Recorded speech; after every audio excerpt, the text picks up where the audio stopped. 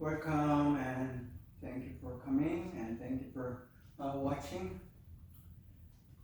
We'll begin our lessons on the study on the biblical characters from the Old Testament narratives. This will be summer class 2023 and week number 1.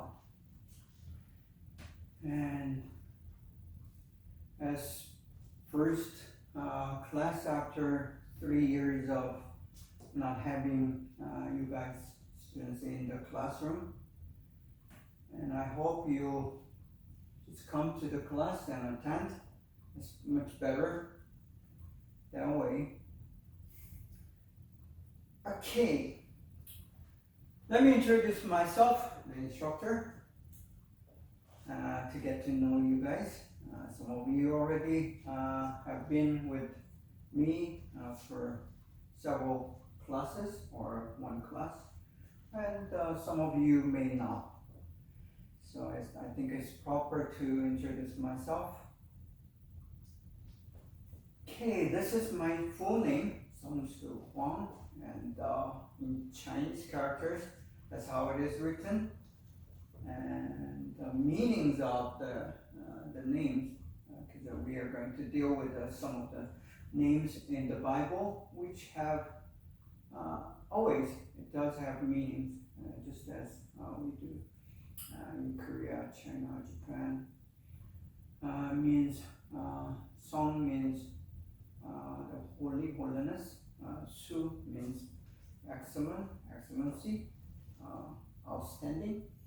So that's how my grandfather named me, because he was a Christian. For our family, it's a first generation Christian, and I'm the third generation. So that's basically a Christian name for me. Okay, so that's about how my name is. And I have several roles that I still currently keep working. I'm a pastor, ordained pastor, initially a Southern Baptist minister.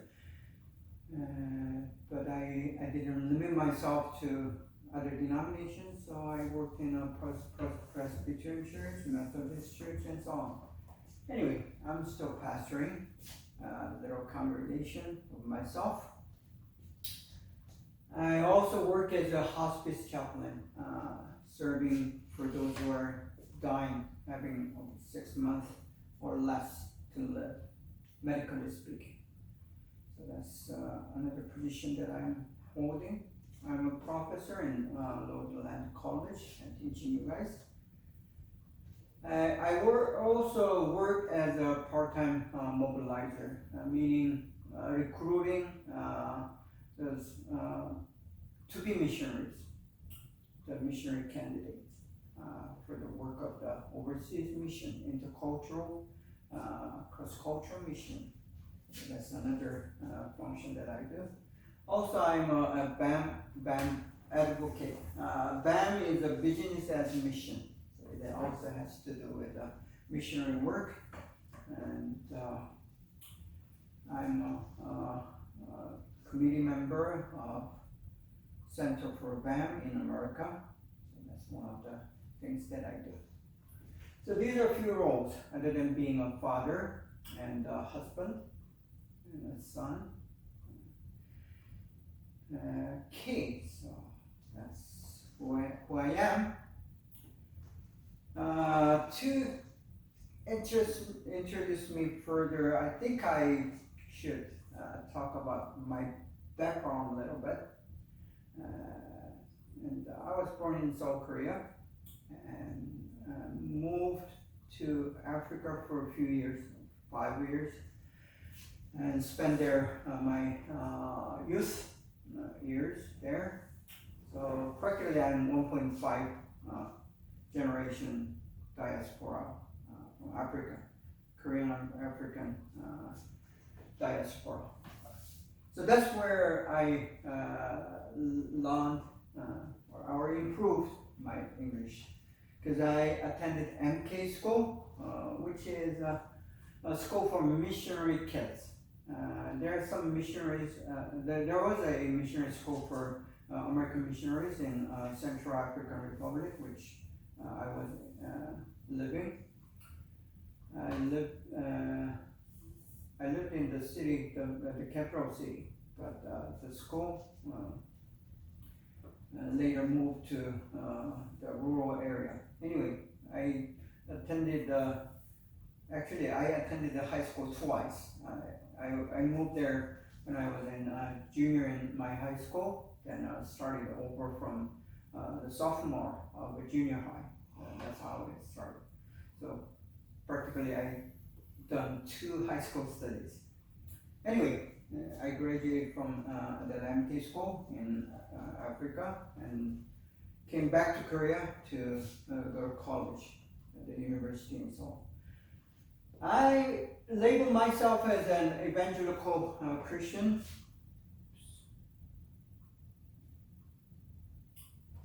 Meaning I'm basically a Bible believing Christian. You may think all the Christians believe in Bible, but that's not the case. Some so-called Christians don't really believe in the full authenticity and full truthfulness of Bible. But I do believe Bible to be true, and whole 66 books are authentic and inspired by God. The reason I became a full-blown evangelical Christian is because of my background with the university. University is a campus ministry worldwide, 160 years old organization that works in the campus and out of the campus as well. So it has a long history, and it's an evangelical. It has a so-called International Fellowship of Evangelical Students, which is a university is a member of. The next background that I can label myself or identify myself is that I'm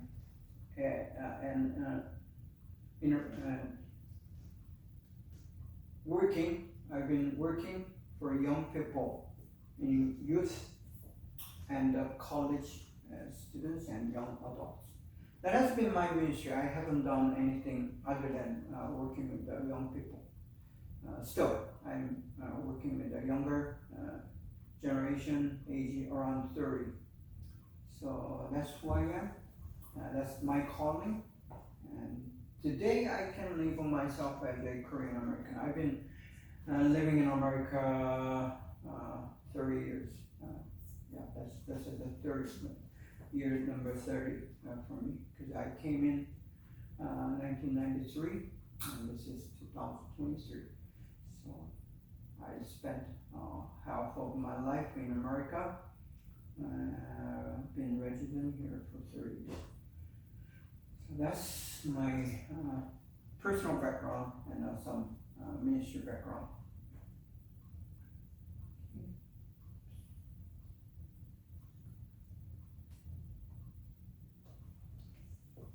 Academics. This is about my credential to qualify me to teach you guys. And I'm a graduate of Yonsei University in Seoul. I did a BA there in English and English literature to be exact. Then as I graduated from the university, I did a degree in MA with a Fuller Theological Seminary, which is used to be in Pasadena. I think they're moving. Anyway, so Fuller Theological Seminary, and then Golden Gate Theological Seminary is where I did the Master of Divinity. That authorized you to be a pastor. And Then, after that, I continued to study later on at William Carey International University. I did my PhD there. So that's where I got the doctorate degree, which qualifies me to stand here and to teach you this class about the study of Bible. Now, syllabus. Let me try to explain what we are going to do for next 10 weeks. On this title, the subject of the study is study on the biblical characters. So that's the main thing. We can find the biblical characters in the Old Testament as well as in the New Testament. Because, the study of one character can go for 10 weeks class. For example, you can study Abraham or Moses. These are the characters of full-blown, meaning it has very detailed life from the birth to death. Not all the biblical characters are pictured or depicted or described in that way. And there are only few of them. So when you study those full-blown characters that you can study for a whole semester or whole quarter. But this being like an introductory and a basic course, we'll try to limit to the Old Testament characters. So we're doing these characters in Old Testament narratives. There are some Old Testament characters, for example, the minor prophets, some of the major prophets, we only have the names and then their writings. These are not the characters that are in the narratives. So we'll try to focus on the characters with or in the narratives. So that's what we are going to do. First, the course description. I'll just read it. This course is designed to introduce students to the biblical study of the major characters in the Old Testament. We will focus on the spirituality and existence of these great men and women of God who took a part in shaping the biblical message as they interact with God and other people in the Old Testament narrative. So basically, the woman and men who are men of God. That means we are going to exclude those characters who are doing the like a supporting role or going against these men of God. For example, the King Pharaoh of Egypt. We're not going to deal with that sort of character. So we'll try to focus on the biblical, Christian, or godly characters. Okay, the course description, continuing. Students, my students, if you're in this class and registered for the credit, will be introduced to the fundamental principles and the strategies and means or method in doing an inductive study on these biblical characters. So it's basically inductive study method and focus on biblical characters. So this is a basic course description. So if you read this, you will know what we are going to do. There are there are a few more, but just three main goals that we try to achieve through this class. First, those students who are here or watching are expected to learn key principles, strategies, and the skills in the biblical character study. So how you do it, that's the number one goal. So you're going to learn the method, and then there are some principles and strategies that goes with it. we'll go with it. And the second goal that we're expecting is that I want you guys to understand core events and episodes from the Old Testament narrative. Even if you're not a Christian, these stories in the Bible, especially the Old Testament stories, are very interesting and intriguing, and it is fun to read. So some will read this Bible, Old Testament stories for entertainment, or for the sake of learning and knowledge. And so, if you're trying to become an intellectual person and to have some ideas or the understanding of Western culture, especially the American culture, it is necessary to learn these Old Testament stories and books. If you're watching the Jeopardy and TV program, the Jeopardy is quiz show, many times they do have these Bible questions, because even though these are not all of them are Christian, I'm sure that they are not Christian, not all of them. They do have a good knowledge of the Bible, because that's a culture. It's part of the culture. Number 3, we expect you to learn and understand the major messages and the lessons from the Old Testament narrative. See, this is the conclusion or the end product of our study. The reason that we are studying the character is not just to know the character themselves, but we are doing it so we'll get the message and the lesson from these characters and the stories. So always we want to end up with the lesson or the messages that is given by God through these stories, or the story of the existence of these biblical characters. So that will be the end product, or the deep findings that we are looking for. So these are the goals. Just try to remember these 3 goals, and we'll try to focus on these. Okay. Reading requirement. These are reading requirements. You're expected to read Old Testament narratives. Not all of them, but at least the ones that we are going to study.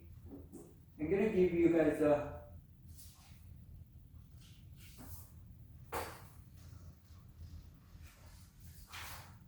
the list of the characters of the week. There are like 12 weeks worth, a couple extras, and these are the characters I want you to read about. So I think those guys who are watching online, I'm sure that you have this on the file, either in class 365, or you probably received an email. So please check that, and then it says the character of the week. That's the one that you're going to look for. So you can use either King James Version, which is a very old English of like a 16th century, or you can read NIV, New International Version, New American Standard Bible, or English Standard Version. So any good ones. I mean, these are one of the good Bible versions that I recommend. So try to read that. Or if you're not too familiar with this English language, then it's okay. You can still read any prominent Bible version in your own language. So if you're Korean, you can read the Korean Bible. If you're Chinese, you just read the Chinese Bible. That's fine, because the whole purpose of doing it is to understand and be able to get the contents of these narratives. So that's required reading, which isn't too much. I mean, usually the college level reading requirement is about 1,000 pages for class. So this is probably much less than 1,000 pages. So I don't expect too much, but at least you should be able to read and have some knowledge, basic knowledge about what I am talking about. Now, this is an assignment. I'm not going to grade on your readings, required readings, but I'll try to do some assessment on, so that's how I should be able to grade you guys. So without these assessment and assignments, then I should give you all A's. But that's not something that I can do, or the school allows me to do, or government allows us to do. So the assessment is required, and it is done by giving you the assignments or the exams or tests. So the grading is something we have to do, even though we don't like it. So attendance, well, I mean, anyone who comes all 10 weeks, or if you're watching, just make sure that you watch the whole contents. I went into the class 365 and find some of you are not watching the full content. Just have several minutes and then you log off. And unfortunately, the digital record is there. So me and the school do know how many minutes that you stayed on watching the lecture. So I want you to make sure to watch the whole content, not just the beginning of it and the log off. Class format. Basically, this is a 4-unit class, meaning the government and the school requires to have 4 hours of class each week. And but due to the nature of the study, we'll have a 2-hour in classroom lecture, and then another 2 hours for you to go home and do your own project. So you have to study that part. So how do I know that? How do I grade your homework and home study? I'll let you know. Anyway, so if you attend the full 10 classes, you're gonna get 5 points or class point, grade points each week, which result end up with a 50 total grade points. So that is necessary to either come to the class in person or watch the full content. Then this is the major thing for you guys. Let me just do some changes on this, the grading points. But first of all, written study report using the template that will count as 2 self-study class hours. So you are going to spend at least 2 hours doing this homework. That's that much amount. So you should submit 1-page reports from your own character study from the characters of the week I mentioned that just prior. You may choose one of the two options given on the column. So there are basically two columns, character A and character B, running each week.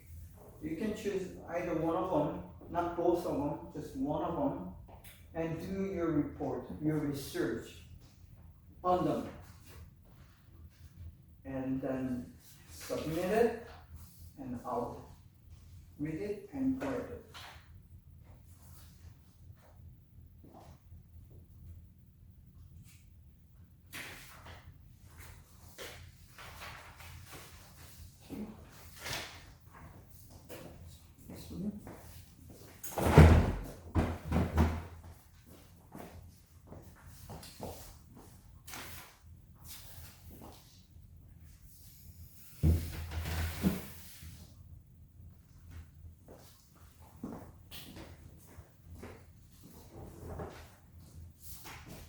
And I also believe you have received this, or this is uploaded in the class 365 that we are using. And this is called Character Study Template. Character Study Template. Use this, because otherwise you may have some difficulties on the right. It doesn't have to be long sentence, but try to put the necessary information there and use the template to write the report. And instead of 9 weeks of 2 points each, right? Because I thought that all of you are going to come to the class to attend, but I don't think that is the case, because I'm doing the recording, which means some of you have to watch online, which means you're not able to come to the classroom to have the quiz.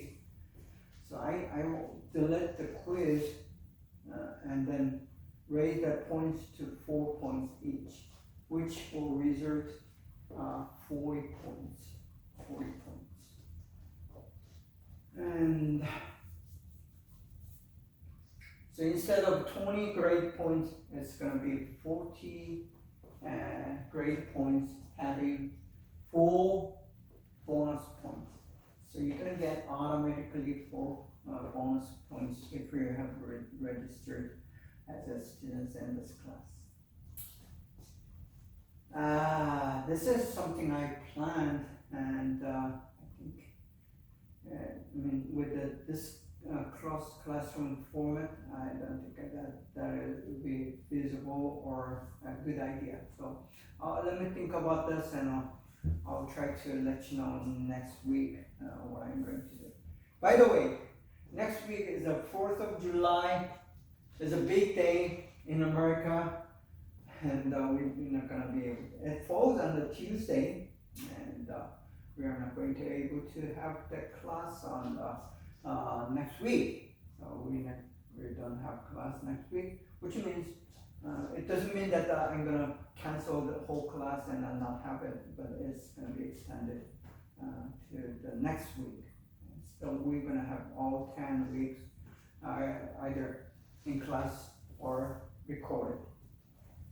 So remember that our class will end 1 week later than maybe been announced. So the date will be, let me check. Yeah, August 29th. Yeah, the last week of the August will be the final week, 10th week for us. So let's skip that, and also quiz. The grading. Now you're, attending to have a good grade. That's how students should position themselves. So A, 91 to 100 grade points. B, 81 and over.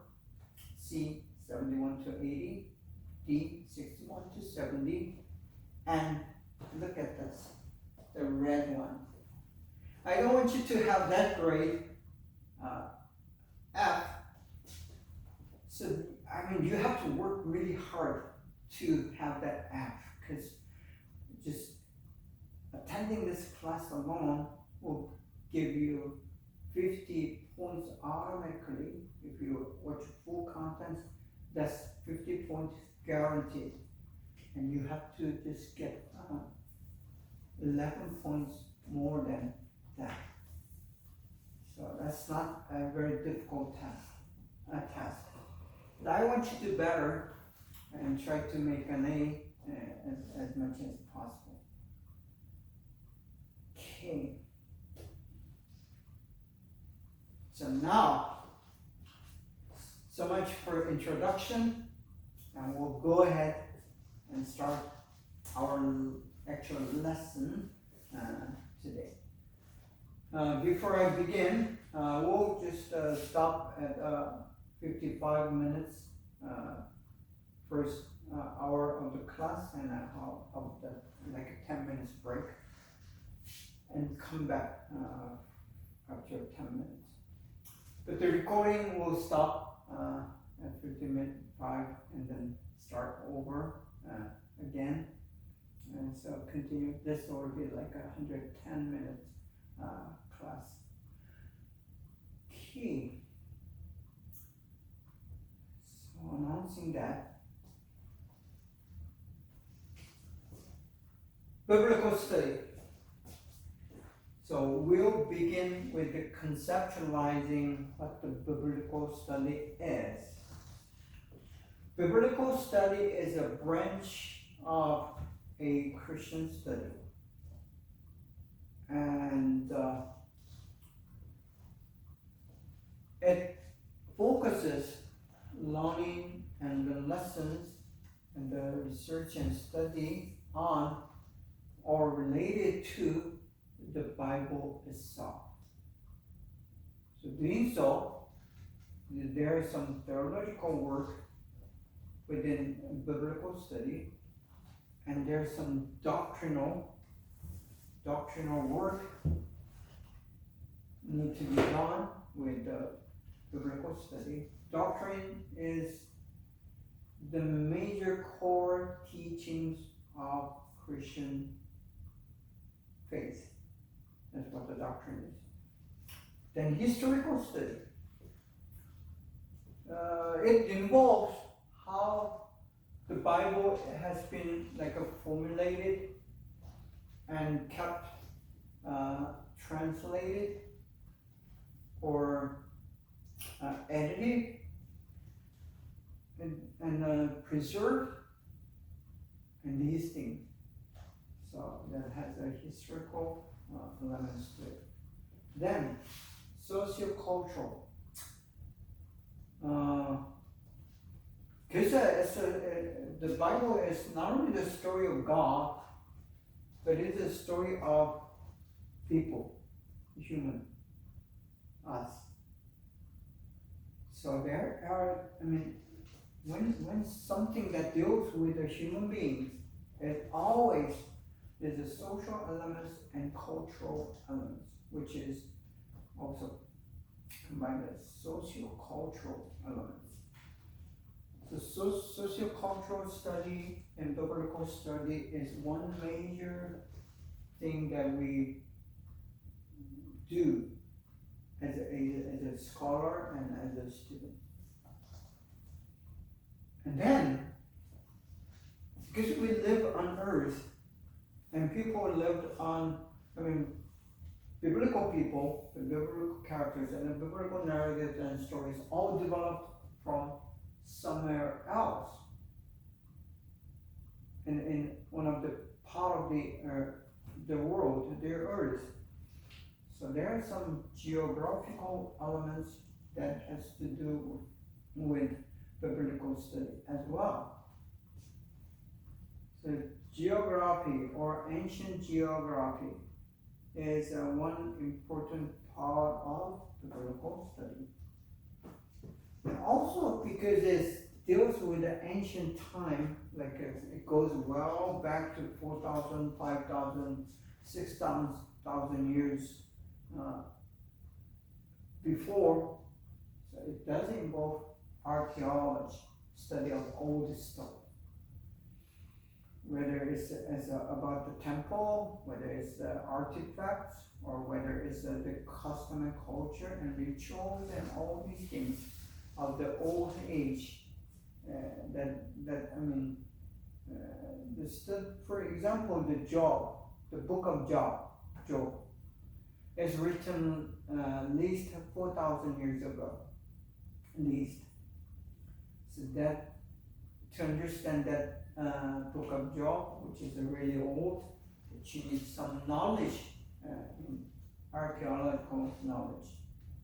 Then there is some mythological study and topical and practical personal study and literary study. This is where we are coming to, literary study. Because the Bible is a book, it's a written document. When you study a written document, it does involve this so-called literary study. If you studied English or English literature for sake, then you have to learn how to do a literary study. So any students who are at this level, the college level, you do have years of learning on the literary study. Because if you're Korean, we did what we call Kugo. If you're Chinese, I'm sure that you have the same subject.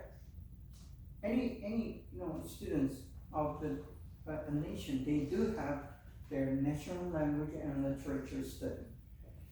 So you cannot have any knowledge about literature study. You do have very good training and education to do a biblical study because you've been a student of literary material for years and years up to today.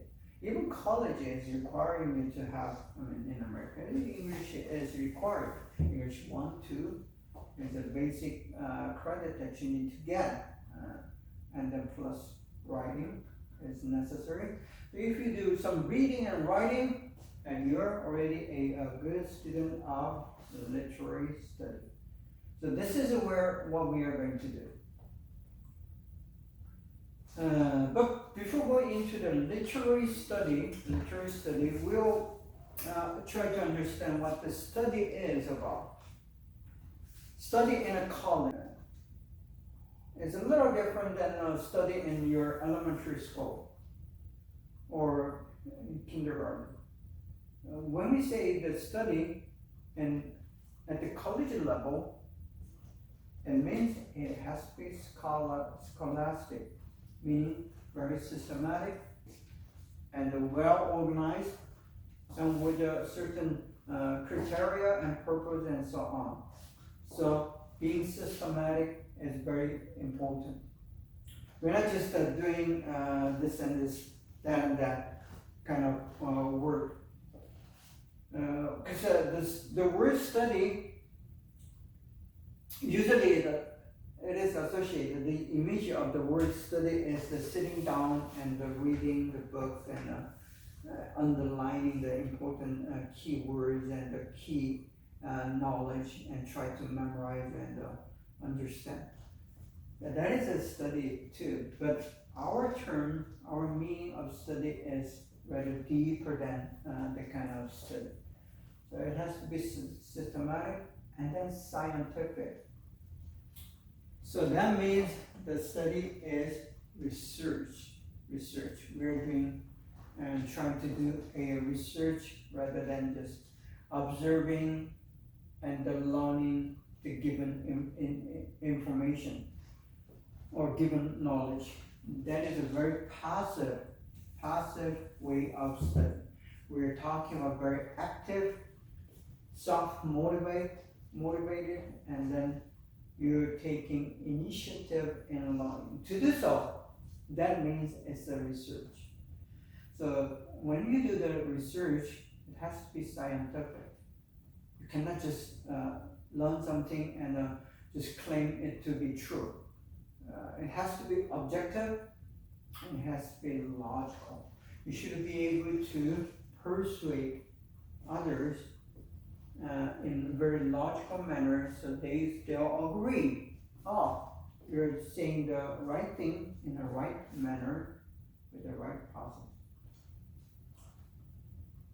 Because of the nature of this study is research, when you're doing research, it becomes pretty deep. So it's going to be in-depth study. And it becomes very intensive.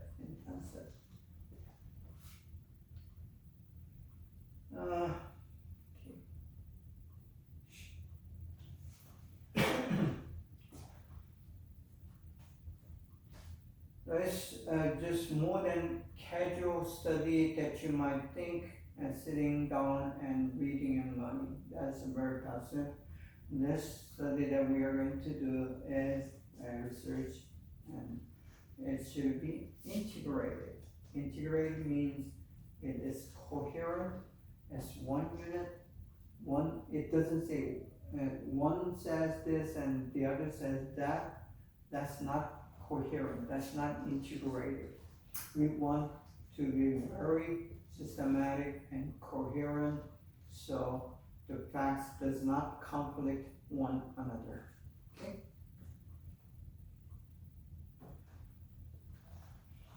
Our study in this classroom or in this subject that we are doing is first, basically it's inductive, open-ended. We don't begin with the conclusion, but we begin with the questions. Very open-ended. There is no conclusion given or no result given. It's not forced, but you're trying to find your own learning.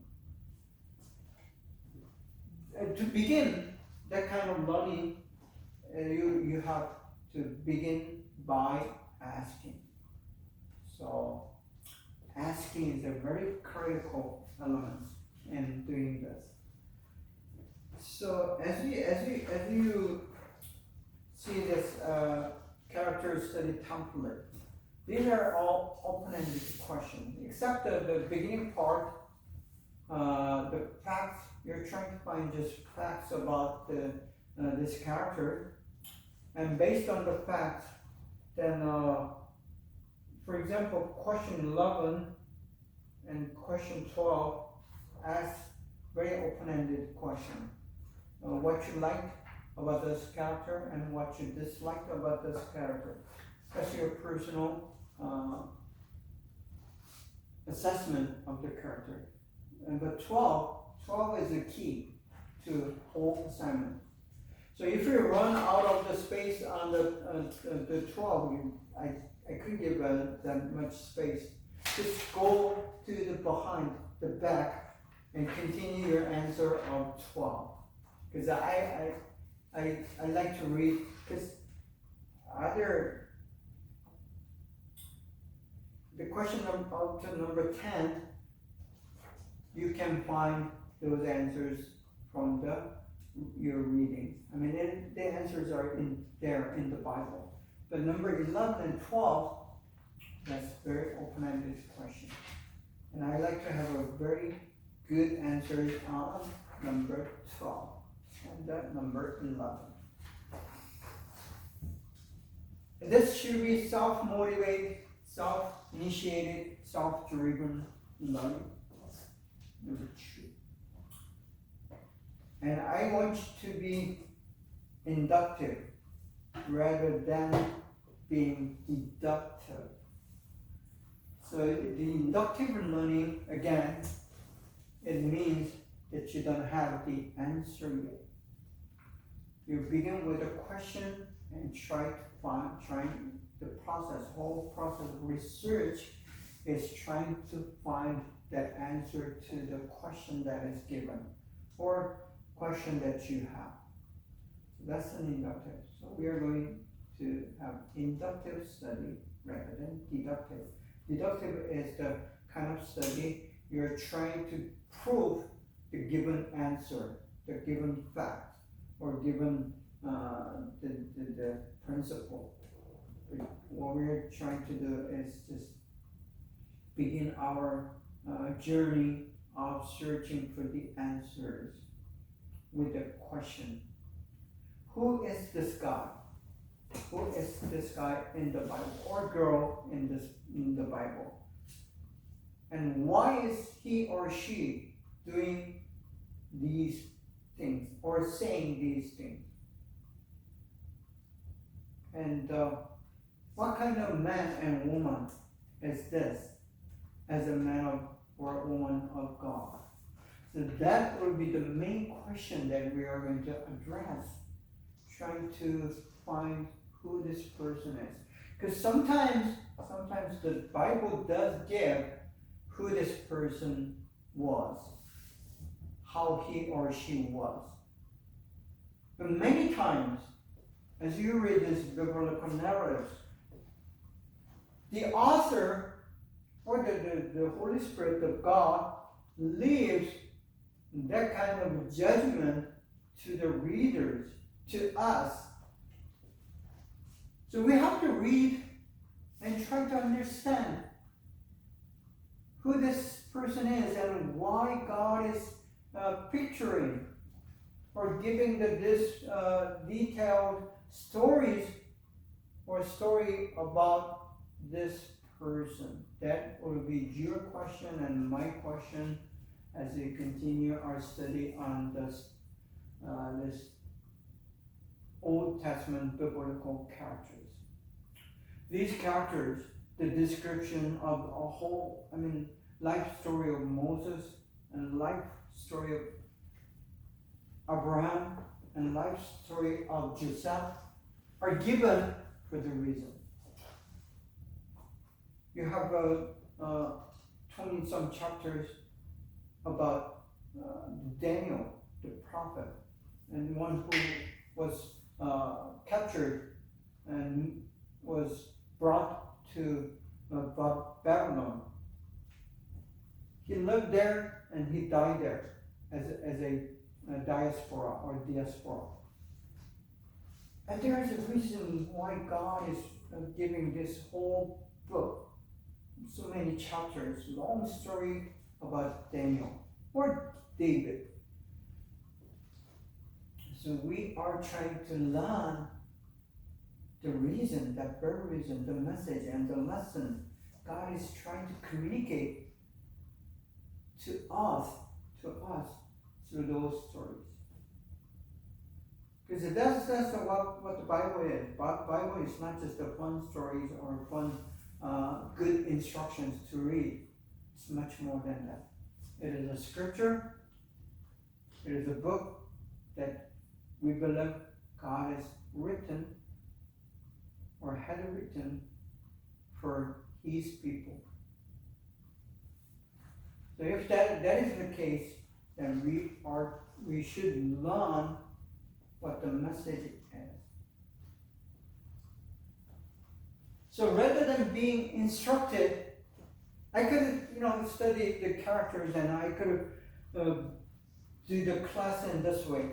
Okay, let's begin our study on Moses and give all the facts and then even the lessons and the learnings and the messaging from that story. I couldn't do that. It probably could have been easier to do the lecture, but rather than doing that, I'm trying to focus how to do it, how to do it yourself. Because You know that this saying. It would be much easier to catch a fish yourself and then clean it. Takes some skills to clean a fish, and then cook it and make a dish and give to your children. That way you can feed your children for a meal. But if you want your children to be surviving and continuing to survive, then you want to teach them, or he or she, how to catch a fish and how to clean it and how to cook them. You want to teach them and let them do it. Let them take the initiative. And that's a good education, I believe. That's my philosophy of education. So rather than giving the fish, I want you to learn how to catch and clean and cook a fish. So this class is designed to teach you the ways and the means and the principles and strategies of doing a character study in the Bible. So by learning that, you'll be able to use that and throughout your lifetime at your church, and you can teach your students how to do a Bible study rather than just giving them facts. So rather than being instructed, I want you to take an initiative in learning about these biblical characters. And rather than being forced, I want you to find the answers to your own questions. Your own questions.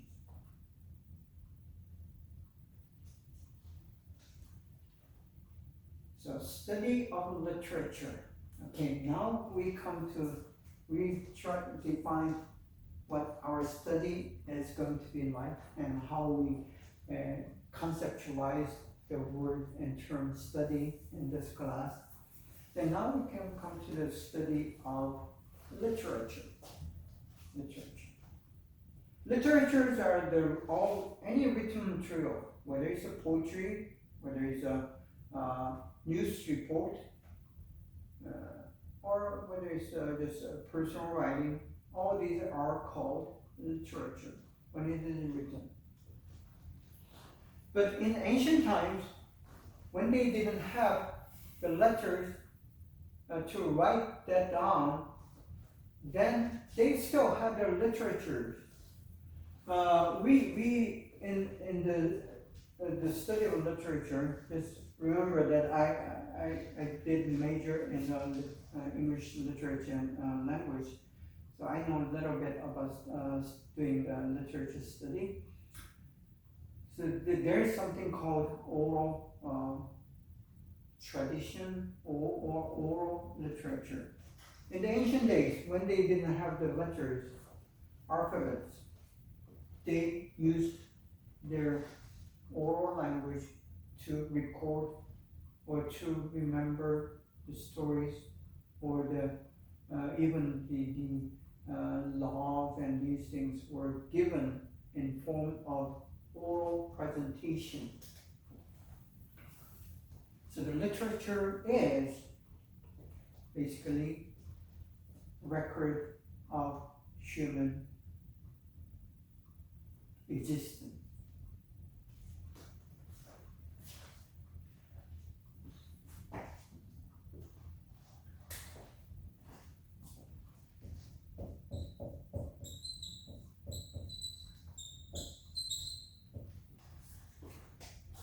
Again, just sort of one of the key words or key paradigm concepts, if you're coming and listening and watching and doing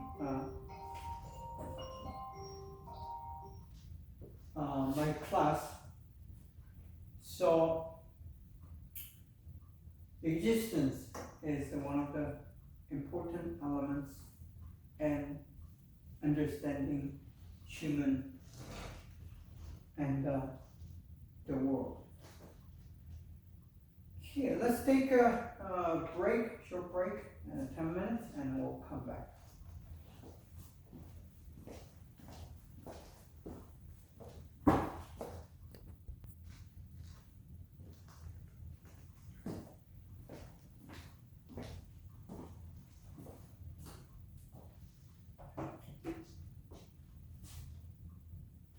All right, I'm back. We're back, and let us continue. So, we are about existence. So, literature basically is a record of human existence. Everyone who are born and lived, they do have their stories. The narrative. So the first poem, I believe, very first poem of literature in human history has to be a narrative. I'll talk about that narrative further and later on in the class. Because of there is a literature, it becomes a subject or an object of a study or research. There are people who make their living by doing literature study or writing their literature. Because there is someone who is continue to produce literature, it is obvious a human nature to have someone doing the study. Because we continue to produce a creative material in form of a literature.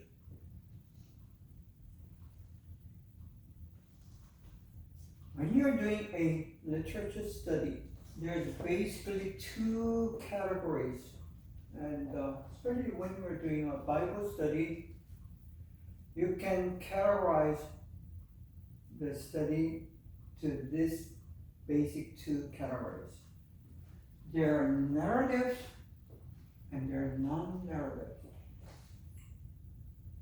The reason that we divide these two and categorize is because the principle and the strategy and the methodology for these two different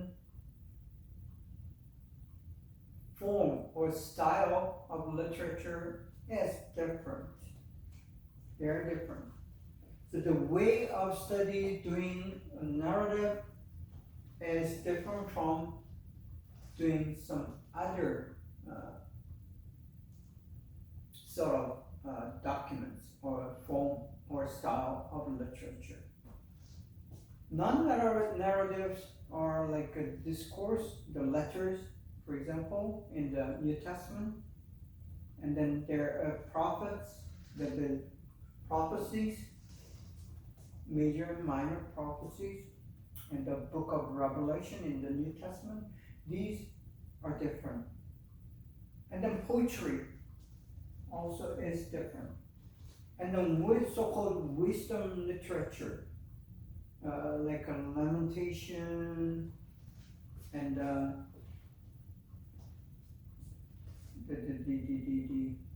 proverbs they have different ways or method of studying. So that's how we divide. Basically, major part of biblical contents are narratives, especially in the Old Testament. In the New Testament, there are 5 narratives or narrative books. Matthew, Mark, Luke, John, 4 Gospels plus the Acts of Apostles. These are the 5 narratives in the New Testament. But in the Old Testament, it's easier to count non-narratives. Wisdom literature, then the poetry, Song of Solomon, Psalms. These are the poetry books, and then prophecies. So excluding these other books, the Kings, the Chronicles, or Book of Daniel, and then 5 first books, so-called Pentateuch. Even though these are categorized as the law, basically it is a story. It has more stories than the law itself. So these are narratives. And then Joshua, of course, there's narratives. And there are these Old Testament books, most of them are narratives. So rather than, you can read it and understand these books.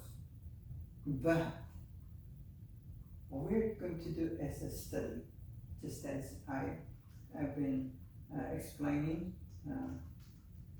it's a study. Media and means. Now, this is the one key elements that you understand as we continue to study the characters in the Old Testament. The literature, any literature, or I could say not any, but most of the literature, 99% of them, are written or made for one purpose, one reason. It is to communicate and to let others know what you know or what you think. So that's how it is made and how it is written. Media and means, it is a tool for communication. Communication again is one, delivering or spreading the knowledge or information or whatever he or she has to others, then you need to have the tool to carry it. It could be your words of mouth, it could be a written record, or it can be a picture or a video like you guys are watching today. So these are the things that carries information or knowledge or even the feelings and the thoughts to others. So when we are dealing with the biblical literatures, don't forget, these are the tools to carry or bring or deliver or spread something, the message or lessons from A to B. In our case, A being God himself and B being his people, Christians or Jews or even Muslims, whoever they are. If they believe in the Bible, that will be the case. Because of the nature. Again, it does end up with a message or messages. So any literature, especially when we are dealing with the biblical literature. So let's say biblical literatures 66 books, whether it's narrative or non-narrative, they do have one reason, one primary reason to be written and to be copied and to be translated and to be studied. So if you're studying the Bible, you're not just doing it for the fun, but you're doing it with a purpose. And that purpose is to learn the message. There is a message. What message is? And our job as a believer and as a student and as a teacher is to identify and clarify the message, the initial first intended message. We don't want to do this. I'm going to read the Bible and learn the characters and just elaborate on what you think without having a solid proof or evidence for what you're seeing. Because it's science, when you're doing a science, literature, study of literature is a science. It does require the support, the proof, or evidence for what you're seeing. That's how we become objective rather than subjective. Subjective is what you're saying, whatever you want to say, without regardless of validity or truthfulness. That's being subjective. I'm not saying that all the subjective opinions are invalid and it doesn't have value, but when you're doing an art, you can be as subjective as you want to be, as being creative. But when you're doing a science, that's a totally different matter. If you're trying to be in an academy, if you try to be scholastic, then you need to be objective rather than subjective. Objective meaning not everyone, if it's not everyone, majority of people would agree not because you're saying it, but because what you're saying it is valid and logical and rational. So that's how you can become objective. The whole purpose of doing character study from the biblical material, the literature, is so we can have some objective knowledge and then the message from those biblical texts. Now, study of literature is also called a literary study. Literary study. So if you're a student of English literature, then you're doing a literary study on your English written material.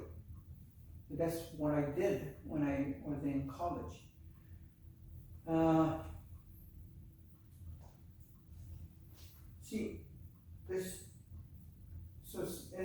It involves, when you're doing a literary study, it first involves study of literatures, whether it's written, whether it's oral, whether it's in your language or in someone else's language. It does involve the literature. And in our case, it will be the narrative, and out of narrative, we are going to focus more on the characters in the narrative. Then because the literature is written in someone's language, it has to be someone's language. It does involve a linguistic study. linguistic study is a little different than literature study. Even though the linguistic study also involves the having to know the definition and the concepts and so on, but linguistic study does involve how it is used, when it is used, and how the nuance or the meaning has changed over the years and so on.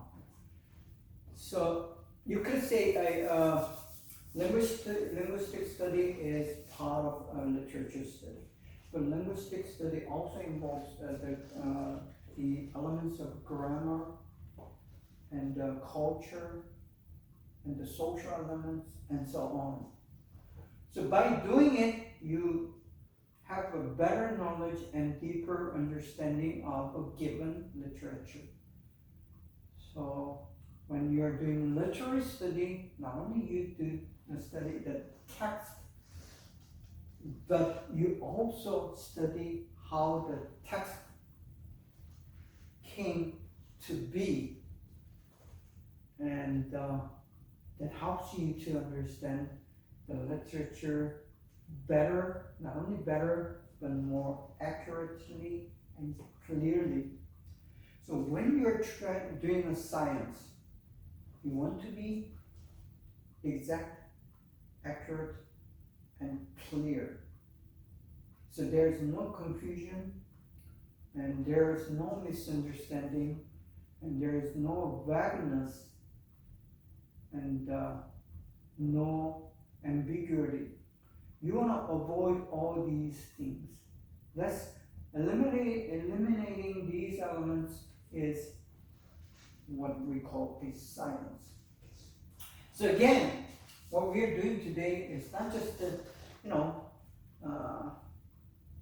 blah blah of the biblical material and the characters, but we're trying to become more scientific about these characters and to be exact and to be clear and to be valid and to be consistent.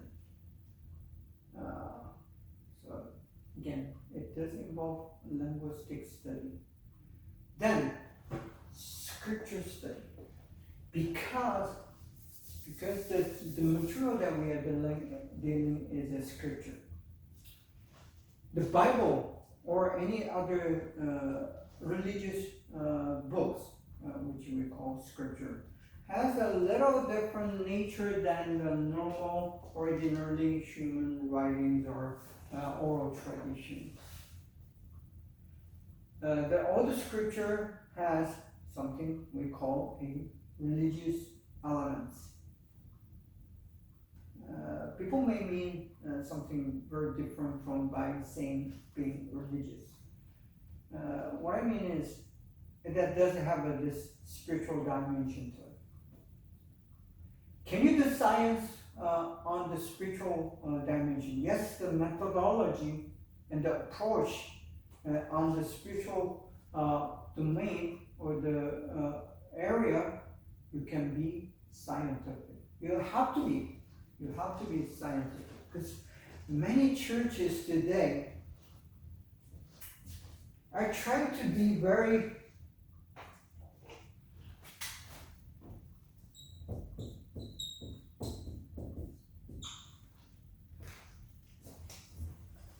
mystic about this religion. That's how these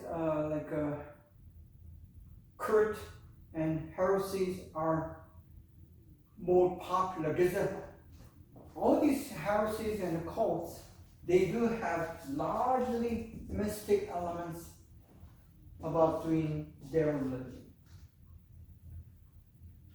But to me, for me personally, and as a pastor, being mystic has very danger in it. You can, by being mystic, you can manipulate and mislead the people. Or today's term, we use gaslighting. it opens the possibility, large possibility toward that. But to me, the domain of the spiritual, even the spiritual things, or supernatural, or paranormal domain, still we can approach them and study them in a very scientific way. So, but still, you have to acknowledge there is some mystic and non-natural or paranormal aspect that are included in the scripture. For example, Moses and the people of Israel crosses the Red Sea by God opening the way, a very dry land, and the sea, and divided into two, and they were able to just easily walk through that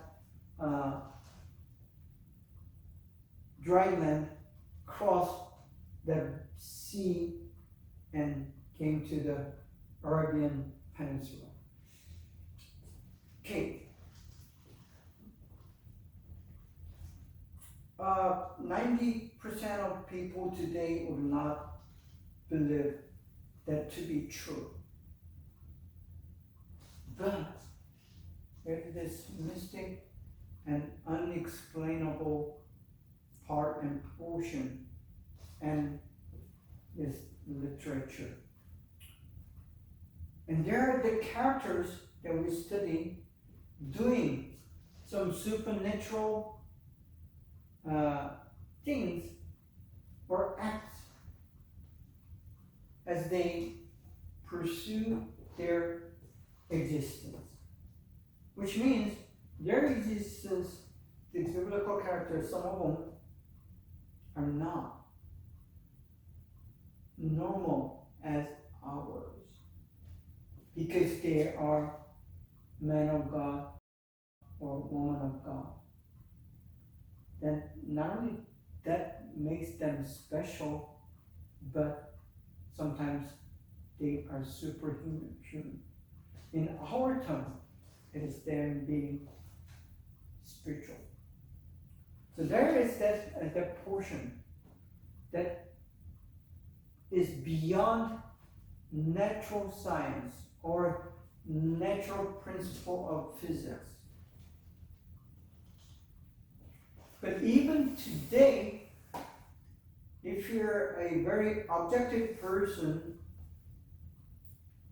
you have to acknowledge that, agree that there are many, not just a few, many supernatural and paranormal and beyond the law of physics things and events are happening today. And even at this moment, people may not, so-called scientific people may not want to acknowledge it, but it is true. There are spirits, and there are ghosts, and there are so-called supernatural and paranormal things happening, not only on the news or on as rumors, but in your personal life. So, those people who have their objective mind, they will agree that there is that supernatural things in life. So our existence is not just in the domain of that's something visible and touchable, but there are things that goes beyond that. Then what we call a textual study. This is a very fundamental and primary ways of the studying any literature. Because the Bible today is not just an oral tradition, but it is written and given to us and is printed into text, into using the letters, alphabets, and so on. We can now do the textual study. Probably the textual study is one of the primary academic and scholastic approach or means or methods that we do a literary study. So I can easily say that literary study starts with and ends with a textual study. So if you're not be able to do the textual study as a means of literary study or studying literature, then you may not be able to do this. But like I said, if you're at the college level, you did study many years, have textual study, practice, and training at your schools every year. So this is a very reading and writing and understanding of written material is the basic for any students. Any students in a school or institution like this. So it is a must. Not only is a must, this is a primary and basic tool that you're going to use as you do the character study in this class. So again, what we're trying to do is a literary study, and it's a study of literature, basically. Okay, also, the literary study, it involves these practical dimension or the approaches or strategies or tools of a literary study. So these are some of the tools and the concepts that you need to know before we go into further focusing on a particular character. Number one, list their contextual study.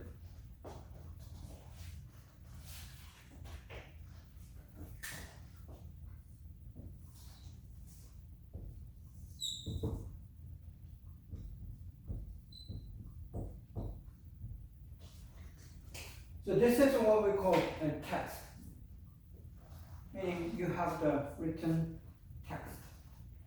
Let's say this is a book of Exodus, the second book in the Bible after Genesis. This is the second book in the Old Testament. And Exodus, you're studying Moses, the main character in the story of the Exodus. So Moses is a son of a tribe of Levites. Levites tribe is a tribe of priests. In today's sense, it is more like a pastor's family. And in the Jewish culture, in Israelites, this only the Levites, they are the ones who can become priests. So no one other tribes, there are 12 tribes, but other tribes cannot become a pastor. So they are designated and they are dedicated. So we read a story of Moses.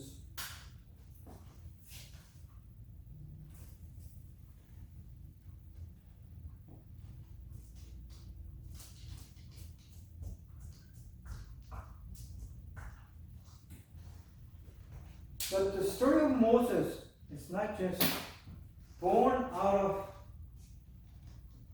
somewhere suddenly, but it came as a result of surroundings, cultural, social, political, economical, and historical. These are the backgrounds. So those background is called context.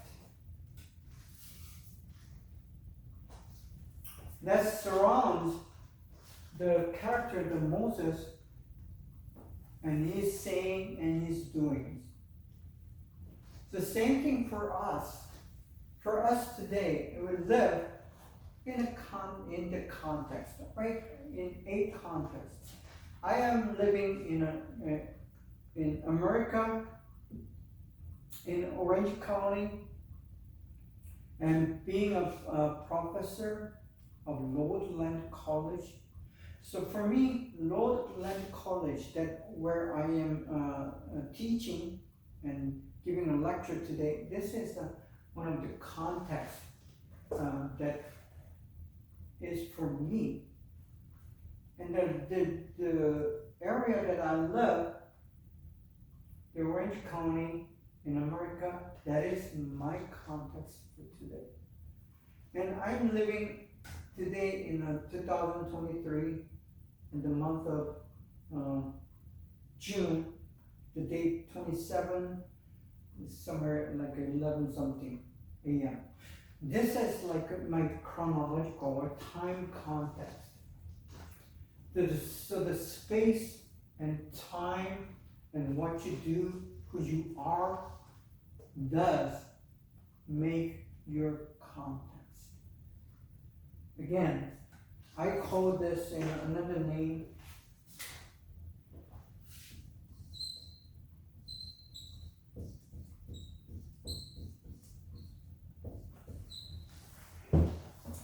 you should be able to understand the concept of reality and existence. This is a basic framework or the paradigm that I use in understanding almost everything. And this is a technical name for me that I use in understanding the world. So it's a kind of worldview, and then we call that paradigm. You do have your paradigms, even though you don't have like a systematic arrangement like I have as a professor and teacher, but you do have your own paradigms. So this is one of the paradigms that I use, and reality is equal as the context. So your context will determine, or you determine your context, but largely it is your reality who has more influence and power and the making of you rather than you against the reality. Because the reality, the context is a much larger force. You cannot change the world.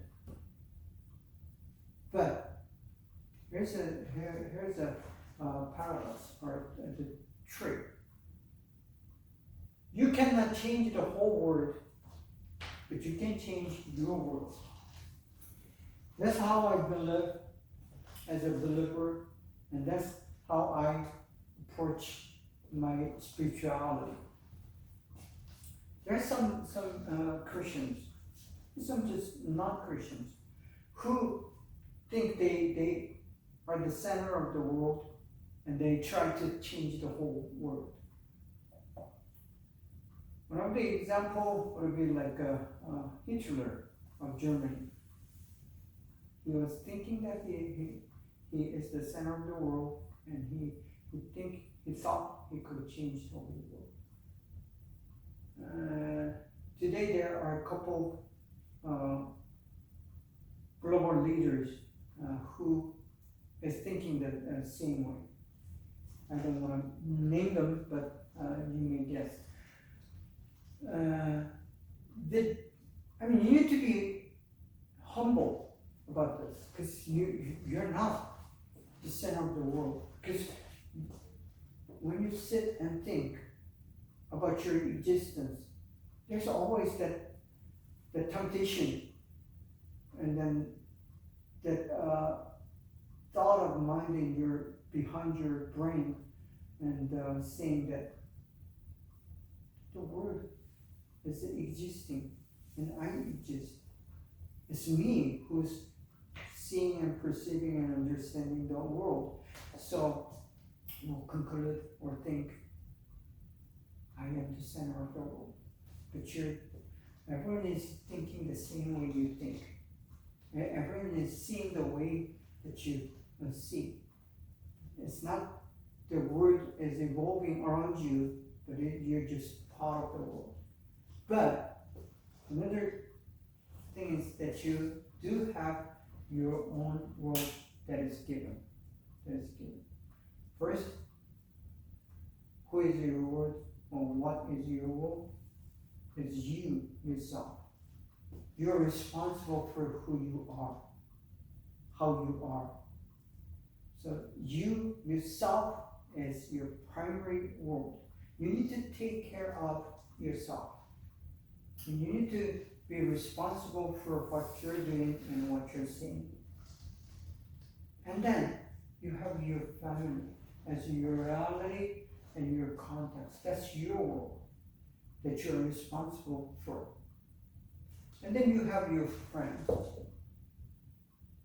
If you make a friend, you're not just getting someone that you can use or manipulate or help you with, but it is probably the other way around. There's someone that you need to care for. There's someone that you need to take care of, and there's someone that you need to give attention to when they feel lonely or sad. That it becomes your responsibility for that friend. That's how Jesus taught us. Don't try to ask who is your neighbor, but Jesus is telling them, you become their neighbor. You try to be their friend. Try to be helping hands. Try to be a caregiver. And that's how Jesus taught us to be. Christianity is not the religion that you're asking God for money and the things and the favor, but that's not the essence of Christianity. Today, many churches have turned very strange way, and they're not teaching the gospel, but they're teaching something else. It's sad, but it's true. That's what's happening in the churches. I mean, your context is your friends, your family, and yourself. Then there is something called your work. Many people today, especially young people, even they call themselves good Christians, devoted, very religious, church attending, but they think just work is work. It's a means and a ways to earn money so they can be rich or at least survive. It's not the survival is the basic thing. So you don't need to really remind yourself about the work is for survival, but it's more than that. It's more than that. Work is your reality and it's your context. Work is not only your duty, but it is your privilege. God gave you the ability to work and ability to study and learn certain skills and the knowledge so you can serve your world and you can make the changes to the given world. You can bring the goods to the world, your world.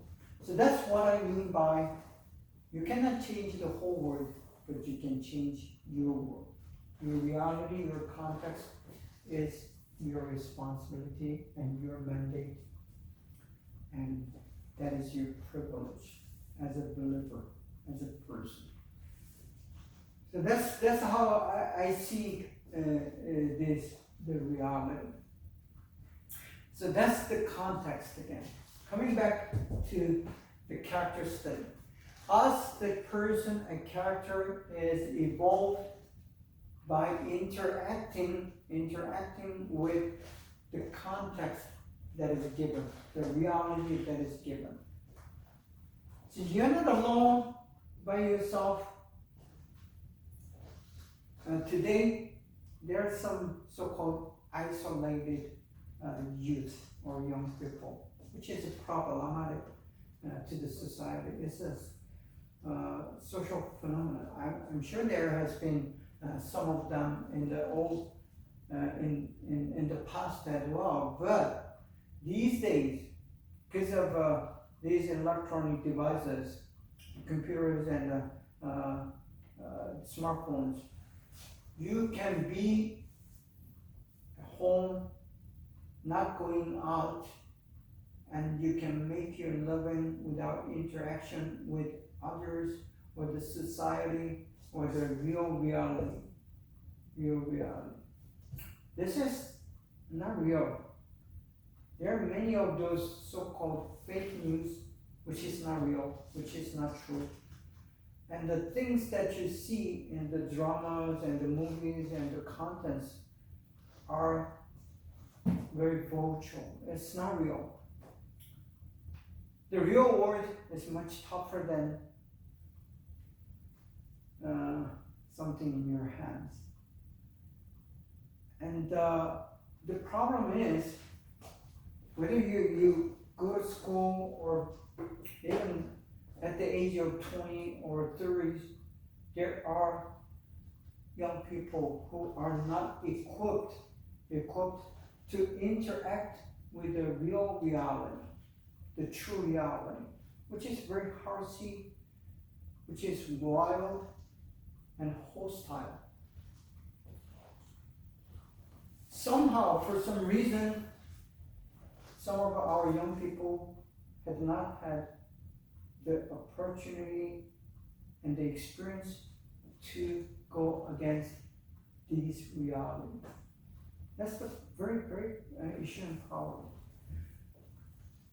And the thing is, some of the young people in the church, this is Christian, we're talking Christian, they are not equipped and learned or trained to deal with this real reality. They think, because they are not trained, they don't know how to deal with it, they isolate themselves and just stay in their room, communicating and seeing the world through only these electronic devices. It's very unfortunate, because that will cause them to be having this depression. So many of those isolated young people, they end up being depressed.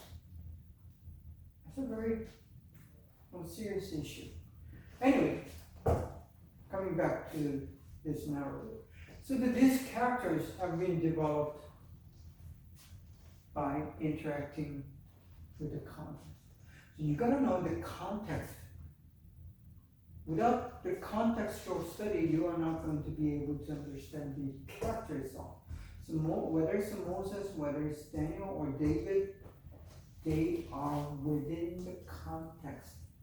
Their parents, their families, their friends, the religious, the makeups, and the historical background, these are all important in understanding these characters.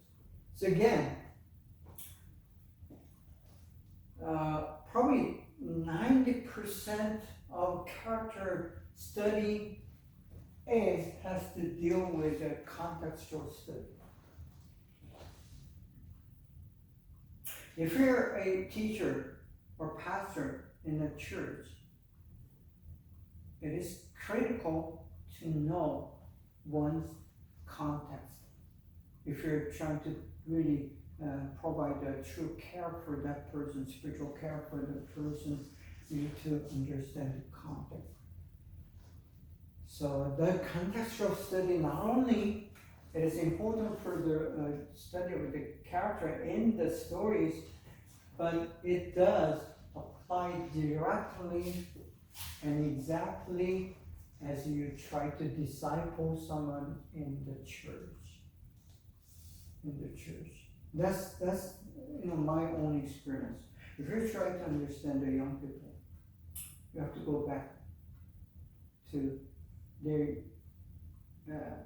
early childhood and their family dynamics and the family history and so on. There are a lot of things that you need to know.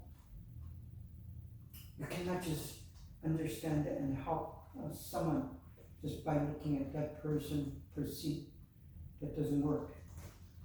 You are going to be very limited. So, properly, rightly counsel a person, you need to understand the context. I mean, this is not only for the church. If you're doing the business, the same thing. If you're working with other people in a business, whether it's a small shop or a big company, it doesn't matter. You gotta know the context, the reality of your employees or your fellow workers. And without knowing that, you're not gonna be as successful. It takes the time and it takes the effort. Sometimes it takes the money to do that, to understand someone else's reality, the context. But that's something that you needed. I mean, you're gonna pay a lot more if you don't have that information. The same thing, then coming back to the study of characters, you must understand the background of Moses. Fortunately, the Bible does in Exodus, it gives a very detailed information about the context of Moses. More than what he did and what he said, it gives the background why he had to run away from the palace, and why did he come back to his people, and so on. It gives all the reasons and the background of his actions and the words. So we have a good detailed information of the context, and thanks to this recording, we are able to do very deep and full contextual study on these characters, some of them, not all of them. Number 2, word study. If you're doing any literary study, the word, understanding each and every word is very important. It is important in a discourse, the letters and so on, because it is writing about the thoughts and the ideas and the concepts. But in the narrative, the word study is important because what the character is saying and how the author writes about this character's behavior and the actions, the choice of the word is very key to understanding any literature. So word study involves original meaning within the context, and some other meanings of the word, the synonyms and antonyms and so on. So not only you need to define the word and to conceptualize it, it also involves how this word has changed its meanings, and what is the current meaning, and what is the the tone and the nuance and the emphasis of that particular word is. So word study is not only that it is a basic, it is very essential of any literary study. So that's why we have something called dictionary. Dictionary is going to help you, and in biblical studies we have something called concordance. Concordance is kind of like an index list of index or index dictionaries. It shows where this particular word is used in the Bible and how it is used. Okay. Next, intertextual study. This is one of the popular or the often used technique in doing biblical study. Intertextual means, because there are 66 books in the Bible. It's not just one book, it's 66 books. So again, I could say there are 66 different texts in the Bible. And then we have something called Old Testament and New Testament. Old Testament and New Testament are Bible, but they do have different focus and different intention.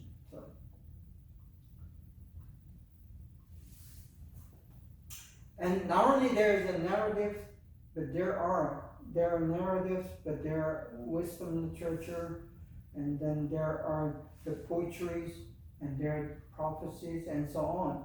So these different kind of literatures are interrelated. So when you study, let's say we're studying Exodus, but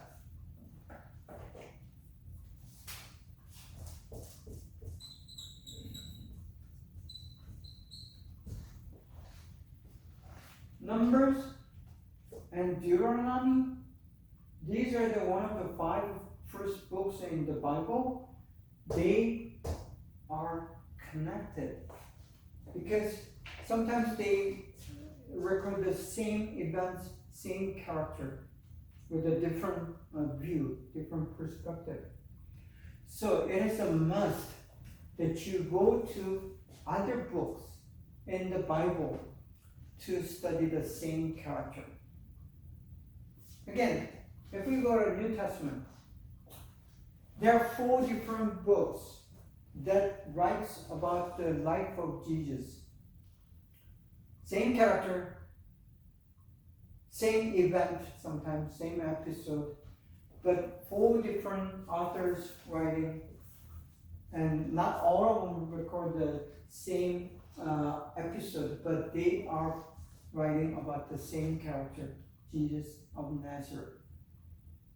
So if you're studying the character Jesus of Nazareth, then you have to go to other texts. So when you relate text A, text B, text C, and text D together to study a character, then you're doing an intertextual study of that character. So that's how we approach this study of characters in literary study. Now, a narrative study is one of the domains of literary study depending on the genre, kind of literature, genre. So narrative is one of the genre in literature.